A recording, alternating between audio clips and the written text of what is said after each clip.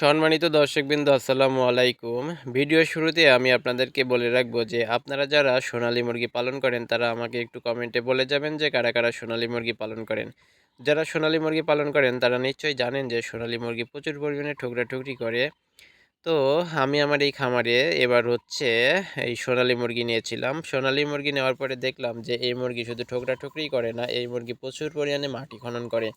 মাটি খনন করে তারা জায়গায় জায়গায় গর্ত করে ফেলে। তো আমার এই যে এখানে খামারটা দেখতে পাচ্ছেন, এই খামারটা এক অংশে মূল মাটির উপরে করা, আর আরেকটা অংশ একটা খালের উপরে করা। খালের উপরে মাচা দিয়ে তার উপরে মাটি দিয়ে এই খামারটা করেছিলাম।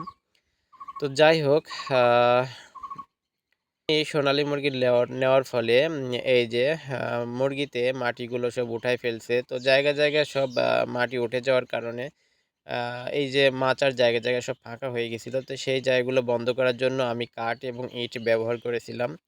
আসলে আমাদের এখানে গাড়া বা শিয়াল খুব উৎপাত করে, যার কারণে যদি একটু ফাঁকা থাকে সেই ফাঁকা দিয়েই গাড়াতে মুরগিগুলো আহত করে বা পা ঠ্যাং মাথা সব ছিঁড়ে নিয়ে চলে যায়।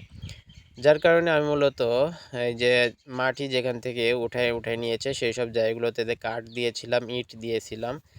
তো যাই হোক, সোনালী মুরগি যে কী পরিমাণ মাটি খনন করতে পারে সেটা আমি আমার এই ভিডিওতে দেখালাম আপনাদের। তো ভালো থাকবেন সবাই, ধন্যবাদ আপনাদের সবাইকে।